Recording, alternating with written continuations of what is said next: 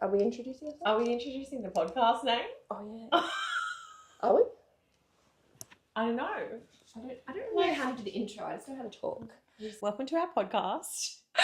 Today we'll be talking about why we started this podcast. Mm-hmm. And what you can come to expect from listening to us. Love. So, Erin, why did we start the podcast? I think it all goes back to our dinner at Cranides. Shout out to Cranides, sponsor us.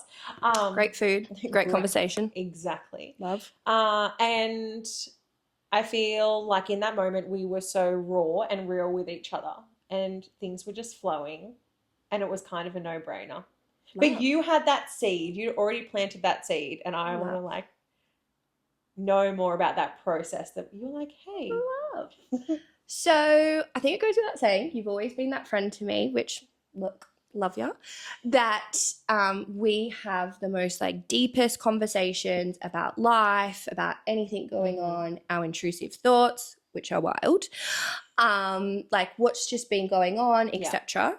I never think about what I'm saying to you. I could have the most random thought, or I'll confess some of my intrusive thoughts to you that I've done in my spending, which is criminal. But it's always just been that really great place for us. Yeah. And I've laughed because it even happened that night at dinner. People will listen into our conversation and almost want to be a part of it because we are talking about the most outrageous things that I think people would not even talk to their therapist about. We're getting deep in the trenches. We're talking about everything and anything from what you ate, what your last intrusive thought was, what you've been spending all your monies on, what you're fixating on. Our dreams for the future. 100%. But even to the extent around you have been a major part of my journey. And when I got diagnosed with ADHD, so spoiler alert, I have ADHD. And I think that support that you've provided me, but also our conversations that we've had, I really see that as an opportunity to talk to other people about and let them know the process. Because for me, I didn't know anyone who had ADHD. Yeah. I didn't have friends. I didn't have family. I didn't have any neighbors. I didn't even know anyone who was diagnosed with ADHD in school. It was unheard of. I obviously went through my own journey and I knew I had a bit of an idea because I did a lot of research. I'm someone that will research to the end of the earth. Yeah. You want to know something? I will find it out. I once stayed up to 3 a.m. learning how to cut my dog's toenails because it was stressing me out, the idea. Yeah. But can also groom my dogs. But the idea was definitely around being able to have these conversations in a platform where people can actually join in. Yeah. That one woman, I was so prepared to say, do you actually just want to pull up a chair? Yeah. She was looking at our conversation. You know when you can feel, someone's listening. Yes. She was making eye contact. Her head was always drawn towards us. And I was like, do you know what? Yeah. Shout out to you, lady. Yeah. You've definitely inspired. I'm I've seen it before. Why not? Let's do it. Exactly. And to provide a little bit of context, this lady that we're speaking of was at a table with, it was obviously a large family gathering. There was so many people. Pretty sure she was sitting with her children as well. So there was lots going on for her. Yeah. But instead of being engaged in their family conversation, she was just kind of listening and nodding along when we were talking. Yes. Yeah. And look, normally I'd be why is someone listening to my conversation? I honestly did not care at this point. I was just kind of do you know what? We're talking about what's been going on. We're talking about how we're feeling. Yeah. At that point, we were kind of talking a lot about what was helping us, etc. And I was like, do you know what? You go for God, lady. Yeah. You get it, girl. If you can take something away from this conversation, love that for you. Yes. Love it. And maybe she didn't have that community like we do in each other. No. And I think that's the biggest thing, right? Let's be honest. We're all on TikTok. We're all watching TikTok. We're all on Instagram. There are so many people that, if you don't have that in your life, if you don't have anyone who has ADHD, or if you don't know anyone who struggles with their mental health, that can be a very foreign concept to you. That's maybe something that you're not necessarily aware of. Yeah. I have always been a mental health advocate. I'm losing my voice. I'm not crying. It's okay if you are. Thank you. I did bring tissues. No, but I have always been so passionate about mental health. It's definitely been something that's been very present within like my family's life, my like close friends, etc. And I think for me, like, it's crazy because me actually going and getting diagnosed has brought so many answers to me, and it's been a real healing journey, but also quite challenging. But also to my friends. I now have so many people in my life, including my mum and my dad, because we know it's genetic, right? Yes. So you have to get it from one or both your parents. And the level of understanding and acceptance from that point of view is huge. Yeah. And it's so nice to be a part of people's journey in that sense, because it is a huge self-acceptance. Yeah. And it is so isolating. When you were saying before about how you've been a really big mental health advocate, and some people don't have that community in their life, that can be such an isolating experience where they might have things that they struggle with, or their family members might be like, why are you always late to things? Or, they might forget appointments, and it can come with a really big financial kind of tax, an ADHD tax, if you will. And they don't really have those answers to explain. And often that can like internalize those negative self-beliefs, like I'm lazy, I'm stupid, like I'm not enough. Yeah. And then having a community like what we're trying to build can be such an amazing, refreshing experience, and really validating for those people out there that might not feel comfortable or ready or able to have that conversation with those around them.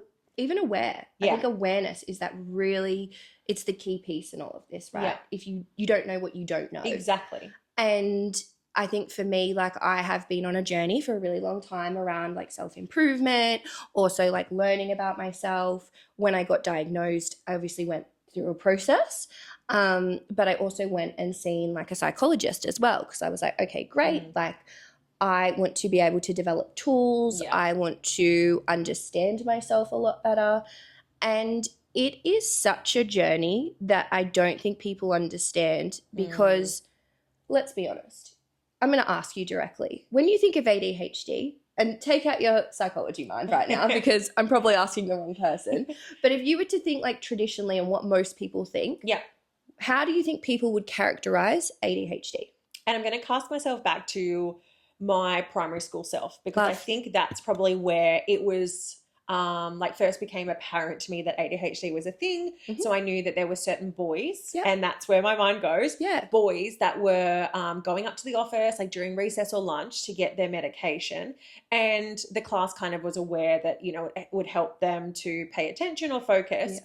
And those boys, I'm not going to kind of sugarcoat it, there's three that kind of come to mind for me, and two of those repeated a grade because of their behavior and needed that additional time to mature and to be able to kind of have that maturity to sit down in the classroom and be able to self-regulate. Exactly. And the unfortunate thing is that when you're neurodiverse, schooling is set up for neurotypical brains. So that's a brain that can like follow the instructions and sit down and block out all the other things that are going on. Because the unfortunate thing is ADHD, attention deficit hyperactivity disorder, people think that it's about a lack of attention, but it's not. It's an overload of attention with so many things like drawing your attention away from something that's super boring, like, doing this English lesson or learning like the time on a clock. So my mind at that point was that ADHD is a boy thing. I didn't know that women actually, or girls, had an ADHD, a brain. That wasn't something that I was aware of. And it was kind of like, they were a bit naughty. They were like, getting up when they shouldn't have been. They were all great at sport though, so it came with that physical advantage. But definitely early on in my life, like that's what I thought ADHD was. 100%. And it's always like that idea of that it was like a young boy who maybe got really angry or got really frustrated or was always kicked out of class or whatever it was. But it's funny because in my process, and I look back now, every single report card from the day I started school, is Brandy distracts people, or I get distracted very easily and disrupts others. I used to get kicked out of class all the time for talking. I used to get placed in a random seat with people that weren't my friends, but the joke was on the teacher because I'd become friends with that person and we would have the best conversation. Yeah. It got to a point where they isolated me, that they put me in a table up the back, often facing the wall, which, let's be honest, how's that going to help me? Exactly. How's that going to engage you in learning? I'd still turn around and find a way to talk to someone. Yeah. You best believe that. But it's like, I look back now and my parents didn't think anything, like I didn't necessarily struggle. It was very much like I was very social. I made friends very easily. Like I didn't find that aspect hard. Yes, I got distracted, but I could always pull a rabbit out of a hat as well. So I knew when it had to get down, it was crunch time, that I could do it. But what that also meant was burnout for me, because I went from coasting along, maybe not doing my homework, not doing my assignments. Oh no, something's due, or I've got an exam, or guess what? I'm about to sit my HSC. You best believe that I was studying and went for gold, but I got through school, but school was never for me. Like I remember, this is actually a really sad part, and if any teachers are listening, I would really recommend that you be mindful with your words. So when I was in school, I had quite a few teachers say to me that I wasn't going to be anything, that because I wasn't necessarily paying attention in all my classes, that's it, like I shouldn't expect to be anything. One of them told me I'd be lucky to be a cleaner, like quite horrible things. And I was really, really fortunate in that my parents were the most supportive, like loving family, that my mum and dad told me, don't listen to them, I know you'll be something. Yeah. And they had that belief in me and would just drill it into me all the time of, oh, don't worry about them, don't listen to them, which I will acknowledge is quite a unique experience, because most of the time people like go off your report card or whatever that is. But to have people like teachers and a career advisor, mind you, there was a career advisor that sat directly down with my mum and told me and my mum that I was not going to be anything. Yeah. That's disgusting. Yeah. And it's horrible. Definitely. And so many people have that experience. And if they don't have that support network outside of school, then they can take that on board and believe it. And I had so many people that I went to school with that were so bright and so capable, but didn't think that they were worthy or able to do further things after school. So they went down different career, paths, and now kind of coming back to the idea that, these struggles make sense now for them. And funny enough that you're talking about the careers advisor, because I had a very similar experience. And so the careers advisor was a male, and he said, there's no way you'll get work experience at a law firm, because at the time I wanted to be a lawyer. And he's like, you will never do that. The worst thing he could ever say to me, because I'm like, watch me. Yeah, that's right. Watch this space. And he said, well, why are you doing that anyway? Because there's no way you would get a HSE result that would like allow you to be a lawyer. And at the time, my mum was like, we can definitely get like, some work experience for you. Yeah. Her friend was working at a law firm anyway. So then I did do the work experience, much to his like dismay, because he was like, damn, like she did it anyway. But I had very similar experience in my report cards too. I didn't get kicked out of class because You're better than me. No, not better than you. Very anxious about doing the right thing. But everyone was, Erin's very capable, but she talks like, way too much. She's very social and her peers really like her, but she could do better, like if she applied herself more. And I don't think it was... Did you get the same report card as me? We had the same teachers. Copy paste. Exactly. And funny story, once at dancing, my dance teacher, so I was chatting, it was a very small dance class. Tap dancing, or in the advanced class, I don't know why it makes me think of Happy Feet. Like that would just literally be you like tapping around. I loved it because it's very regulating. Like, not that I knew it at the time, but there's lots of like big muscles you're using as you're stamping into the floor. And like wow. any weighted movements and movements that are activating those big muscles in our legs are so regulating. So like often we will suggest, like as a psychologist, lifting weights and particularly squatting, because it is so good for regulation. So I think tap dancing for me, loved it because it was activating all those things that helped me to calm like my nervous system down. And so one day we were doing, like, it was close to concert and we were having a bit of a break, but the teacher was like kind of getting ready to restart the lesson to do our next kind of run through. And I was talking to one of my peers and my teacher threw a drink bottle of water at me across the room. Yes. Oh. Full drink bottle of water. I like jumped out of the way. Oh my God. And I said, I can't believe that you actually did that. Yeah. And she said, oh, well, you just wouldn't stop talking. Oh. I thought, well, one, assault is not not ideal. And that was one of those times that really stick out for me, that other people weren't understanding or able to actually see what was going on. No. And it's so interesting to me as well, like now that you're saying all of this, because I think about it and it's like, you go to primary school, you go to high school.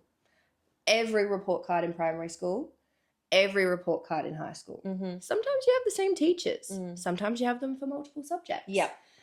I think it's that awareness piece, like overall within like the community, because I don't necessarily expect that my parents would have been able to pick up on it, because they also had no idea. And it's only through my journey that they've then learnt. Yeah. But I'm like, there's that level around, like, I often wonder, how is it not brought up, like, from my teachers? Yes. Like, at teacher-parent interviews, for example, or, like, looking at the theme, like, whoever's looking at my final report card and every teacher has put the exact same comment, every single one of them.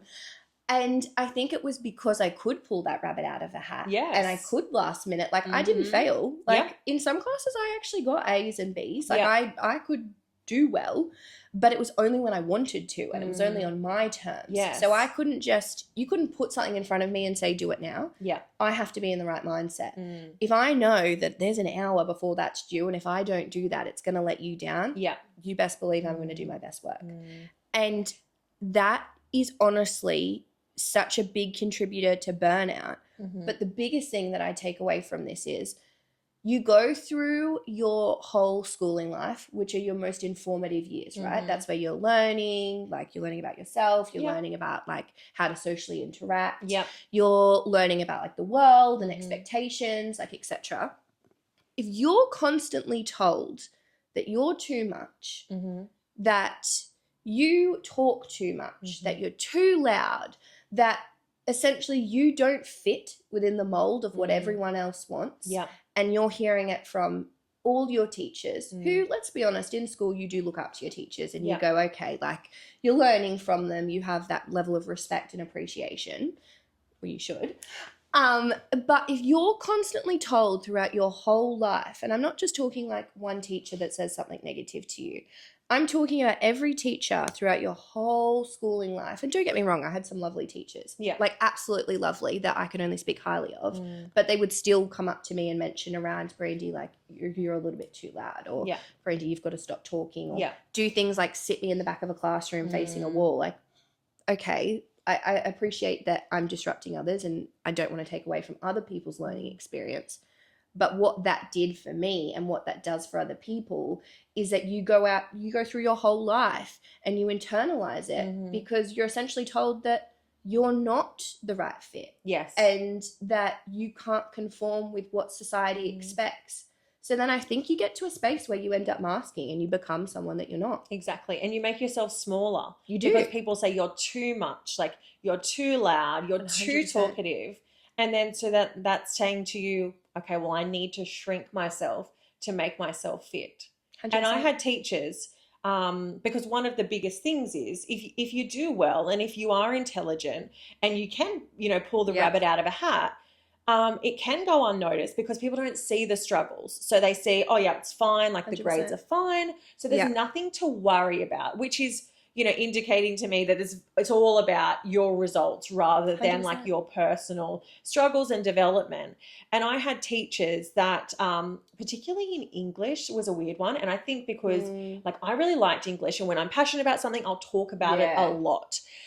So in English classes, like I would say I was probably a bit more like, verbose and like outspoken because like I found it interesting. Yes. So I'd interact a lot, which would mean I would interact with my peers a lot and talk a lot. And there was one year, and my grades were like nowhere near how they had always been in my high school life. My mum said during the parent-teacher interview, I've just noticed that Erin's grades are very different. Like she's never got these scores before.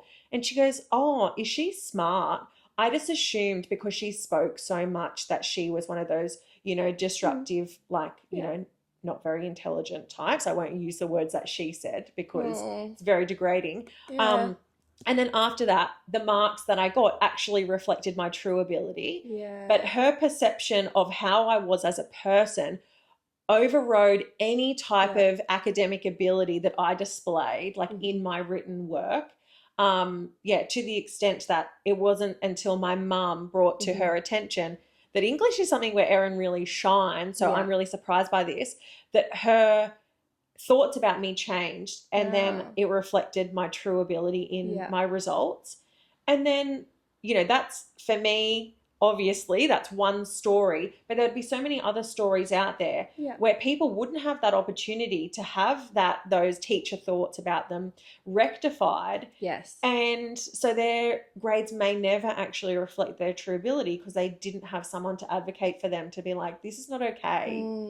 Well, I have an extension onto that, in which it goes perfect. So obviously, like I wanted to leave school in year 10. Yeah.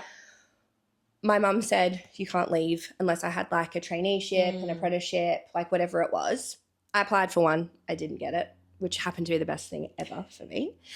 And so I ended up doing year 12. I passed, like that's fine. Yep. To this date, I still do not know what my ATAR score was, but that was because I was so scarred by the idea of continuing my education and being told the same things again that I actually remember like saying to people, they're like, oh, are you going to go to uni? And I was like, I can't go to uni. I couldn't go to uni. Yeah. And that's how I lived. It was always like, I couldn't do that. Like there's no way. Fast forward to now.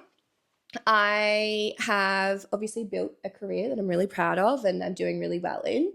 And I went to TAFE and I did really well. And once again, something that I was interested in. And then it got to a point of where like I progressed within my career that a lot of the jobs will actually ask for you to have like a degree. So that could be whether I get the job or if I don't. And I was like, I don't want to let this bit of paper dictate what my career looks like for me. Yeah. So I was like, okay. I built up the courage. I was like, I can do this. I also had been diagnosed as well.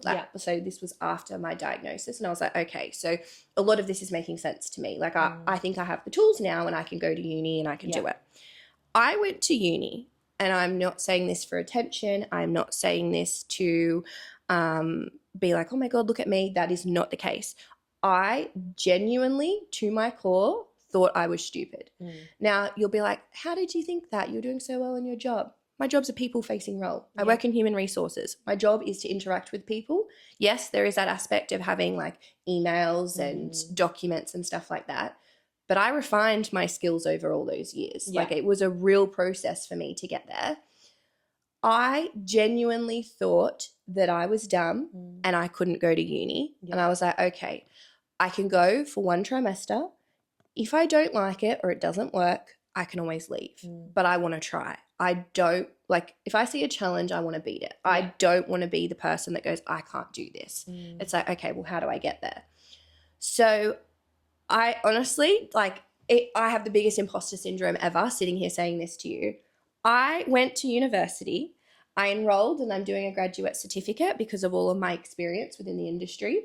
So technically it means that I'm doing it at a master's level. So all the subjects are actually at master's and not bachelor's. Higher level of expectation, a lot more autonomy. It's very, very different. There's also not necessarily the best induction to understand what's available to you, what to do, process. I'd never done a problem-based learning. PBL, what's that? But the moral of the story is I went to university. I set myself a goal and said, I'm going to get high distinctions. Huge for someone like myself, like never been to uni, didn't do that great in school, like whatever. I have gotten a high distinction in every single like class that I've done. And I sit here and go, I'm actually not stupid. I just didn't have those tools to get me where I needed to be. Yeah. And I think that's what drives this like motivation and this want to create this podcast. Because if I had have gone my whole life going, oh no, I'm too stupid. Yeah. I can't do uni. I can't do this. It would hold you back in life so much. Definitely. And I would hope that even if one person like listens to this and goes, okay, well, maybe I can reconsider, or maybe I'll push myself, or I'll step outside my comfort zone. To me, like that would bring me a lot of joy, because I look back and go, like the last few years, I am not the same person that I used to be. And it's for the better. Like I have grown and developed, and the level of self-acceptance, huge. Yeah. And I can't get over the fact that, like for me, I, to my core, thought I was stupid. And I know I've messaged you that many times saying, Erin, oh my God, guess what? Oh my God, I got this. And I only lost 2 points on that assignment. I used to go back and check and refresh because I thought they made a mistake. I thought they gave it to the wrong person. Yeah. I still sometimes go on and go, have they changed it? Have they updated this? Am I still sitting in HD? Yes. Like, that is the level though. Yeah. But it goes to show that all of that negative self-talk, but that external, like, talk that comes to you and what you're told is so influential to you. Oh, massively. And, you know, when I would respond to you with those text messages and say, well, it makes sense to me that this is how your idea of your capabilities around like academic achievement was formed from those experiences early on. And regardless of, you know, what you're told from your parents, other people like teachers, like employers or peers, they all influence it as well. So it's so amazing that we both had families that were so understanding and encouraged us to do what we wanted to and make ourselves happy, because lots of people don't have that experience. No, definitely not. And to me, like, that's crazy, because I'm like, I can't even imagine where I would be or who I would be as a person if I didn't have amazing friends like you or my family or even like my work colleagues as well. But I think the hardest part about this, and going back to the whole like perception and idea of ADHD, is that you think of a younger boy who's hyperactive, etc. So much of this is actually internalized, especially for women as well. And when I look at this, like I had a conversation with my psychologist and I'd actually said, I found it quite challenging in this process, because a lot of people, like when I'd get my HD, for example, I'd be like, oh my God, like this is revolutionary. What do you mean? Like I got that mark. And like I would sit on it and I'd think about it for days and I'd be like, I got that. Like this was like, I can't even begin to tell you like how big for me. Yeah. And everyone's like, yeah, of course you did. Yeah, of course. And I'm like, I love that people see me in this light. Yeah. And I love that people think that naturally I am intelligent, and that I think a lot of people think it's easy for me. And in this conversation I had with my psychologist, it was actually so healing, because I had said to her, well, something that I struggle with is that people will say, yeah, of course. Or, yeah, I knew you'd do that. Or you're so smart. But that's not the reality for me. So I have developed and refined all these tools over the years to conform with society, which has been a bonus for me because it has gotten me to places where I need to be. Yeah. Has it also been damaging? Yes, in a way. But I suppose there's good and bad in everything, exactly. Right? But the whole thing is that people had this idea of me, but they don't understand how hard it is to be able to get to that point and what it actually looks like. Yeah. So if you said to me, okay, well, what does it look like to get a high distinction, for example? Erin, what would most people do to get a high distinction at uni? They would study. They would have like, I suppose, study time every week. Yeah. They would they not? Yeah. Really sort of like dedicated to it. What it looks like to me is that I did an assignment. I submitted it a week early, like one whole week. I was so proud of myself. It was my worst mark yet. Yeah. It was my worst mark that I got. I submit literally a minute before it's due. Best mark ever. Yeah. When do I start that assignment? A few days before it's due. Now people are like, oh my God, like how do you do that? I would be so stressed. Like how does that work? And they're like, you're so lucky you can do that. But see, this is the thing, right? This goes to show how differently our brains work. Yeah. Because I can't do it that 2 weeks, 3 weeks before, for example. I have to do it in a space where like I've got the pressure. Yes. I know that it has to get done. Like it's all of that that really makes me perform. But what that also means to me is that people who study for a few hours a week and they start their assignment and they work on it, they can refine it. Like there's like this example around most people will travel along like at this level, right? That's what it's like. Yeah. But for me, I can be traveling here and then I'm all the way up here exerting like all of my energy and time, and then I might drop back a little bit. But then I'm so burnt out that I actually need to drop back down and I need to have time. Yeah. But then I'm going all the way up. People will often say to me, I'm an Energizer bunny. And they're like, oh, I'm so jealous. But it comes at a cost. Massively. It's huge. Yeah. And one thing I do want to say on this podcast, I know we'll be talking about like a lot of positive things. I know we're talking about like the truth, like the raw side of it. I am not here to romanticize ADHD. Yeah. I'm purely here like and wanting to have these conversations that these are the cards that I've been dealt with. This is my life. Yeah. I am not the type of person that wants to play a victim or anything like that. I will find ways to make things work for me and to be in the space that I want to be. So what that does mean is that I may talk very positively about ADHD. And look, there are some great things that I can do that others who don't have ADHD can't. But I'm also not going to sit here and say, oh, it's so crap. Like I have ADHD. I can't do this. Yeah. Everyone can do it. You've just got to find the right tools. You've got to have the motivation and you have to hold yourself accountable. Definitely.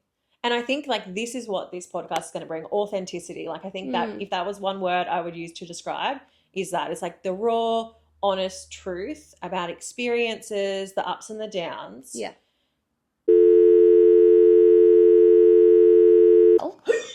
You've got to like launch yourself back. Yeah, I've launched. Wait, the cushion's upside down. Oh, that's nice. Really yeah, I like it. Yeah, mystery. It's a girl of mystery with my cauldron. I can't wait to watch this later. I wanted to say something and then I forgot. I really wanted to say this thing too. What was it? It'll come to you in half an hour. Okay.